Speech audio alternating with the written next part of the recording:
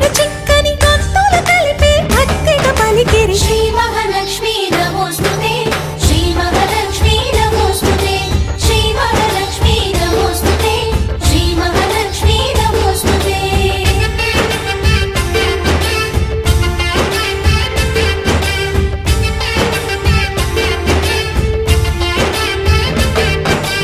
నిద్దురలేవమ్మా తల్లి నిద్దురలేవమ్మా పసుపు కుంకుమతో భక్తులు వేచినారు